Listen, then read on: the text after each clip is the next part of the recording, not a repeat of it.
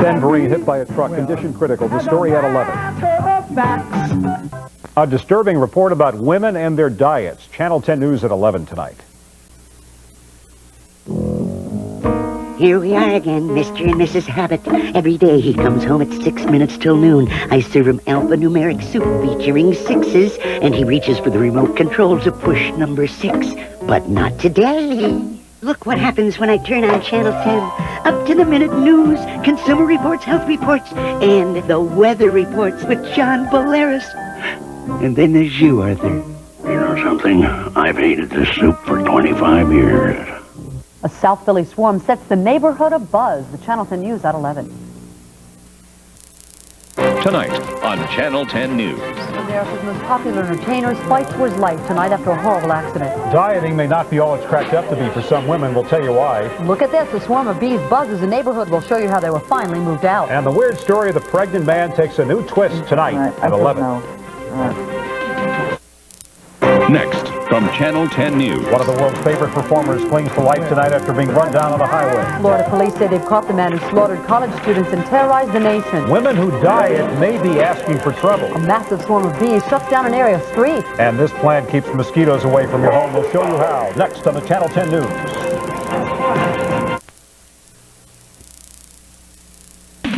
WCAU TV, Philadelphia. Now, Larry Kane, Jane Robolone, Herb Clark Weather, and Ron Burke Sports. This is Channel 10 News. Good evening, everyone. I'm Larry Kane. And I'm Jane Robolone. Our top story tonight, Vereen, actor, entertainment legend, is improving, but still in critical condition tonight, battling to survive following an early morning accident in Southern California. Channel 10's Arthur Fennell reports on the accident and the medical drama that is now unfolding.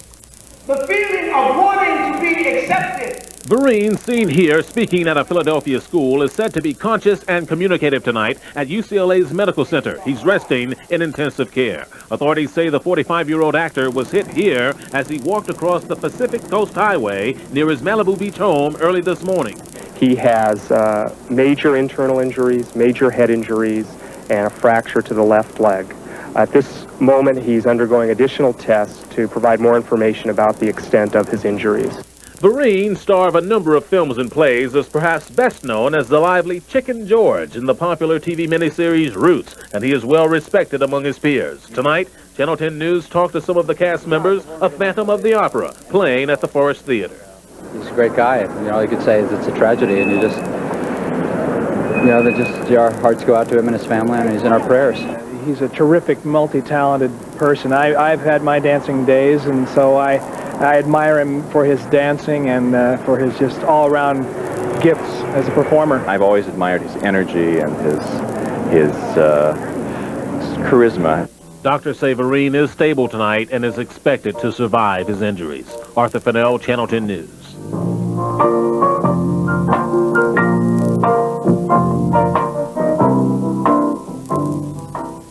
Murder charges have been filed against a South Jersey man tonight. The victim, his own father.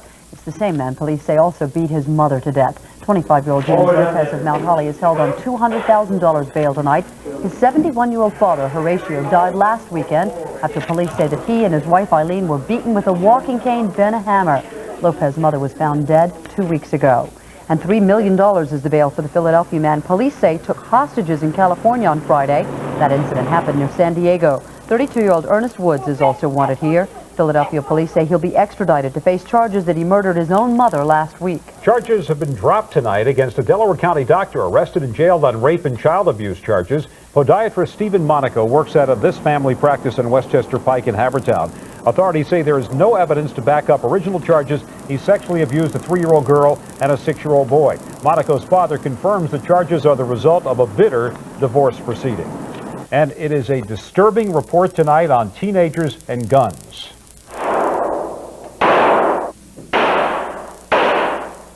A national survey shows that gunfire is the second most common cause of death for Americans between the ages of 15 and 19. And for African American teenagers, gunfire is the #1 cause of death. And for both groups, the death by gun rate is increasing dramatically in this country. In the last 4 years, we've seen a threefold increase in the number of gunshot wound injuries in children who are brought here to Children's Hospital. That report on guns in America, guns and teenagers. Jane?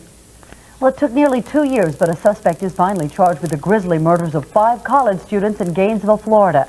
This man, Danny Rawling, was charged at the Florida State Prison, where he's already serving 5 life sentences for a string of robberies. Rawling insists he's innocent.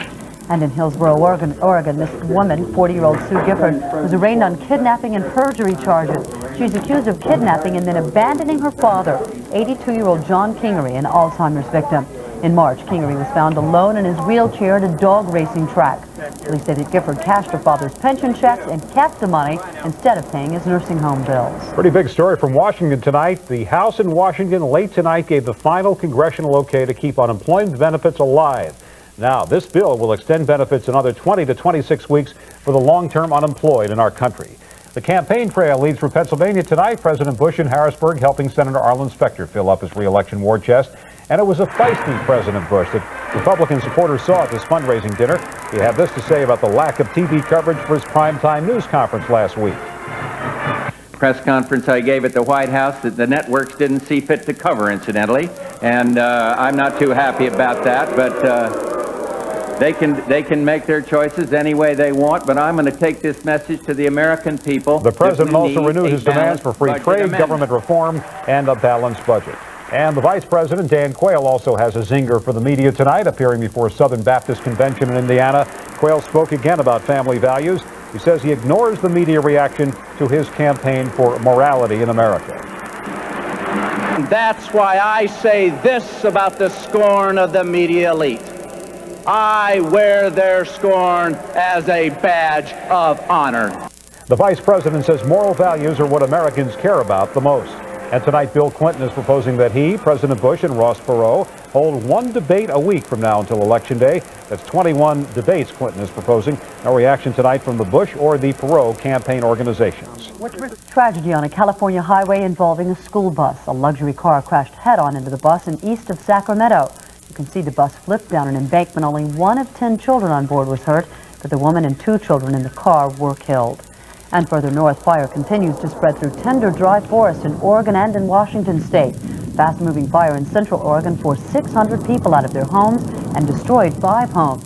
Forest fire season doesn't start until August, and already authorities warn it could be bad. In Channel 10 News around the world tonight, rough going for the U.S. at the International Earth Summit in Brazil. The U.S. is the only country that today refused to sign a biodiversity treaty aimed at protecting plants and animals. Other countries are criticizing America for not signing that bill.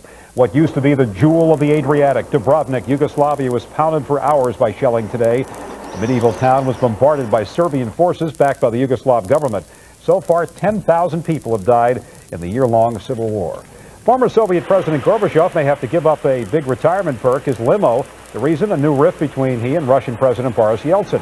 Yeltsin has taken away Gorbachev's state-issued limousine and replaced it with a modest Volga. That's a car similar to those used as taxis in Moscow. On the Channel 10 News Health Watch tonight, new research linking eating and drinking in a matter of speaking.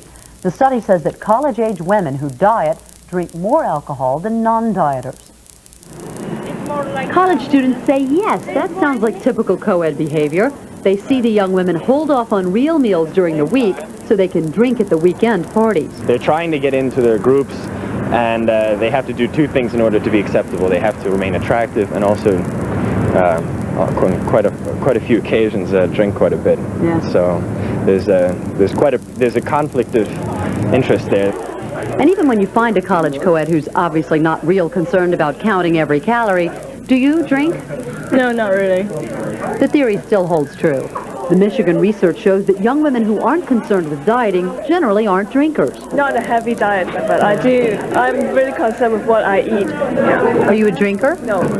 Dr. Susan Lice is medical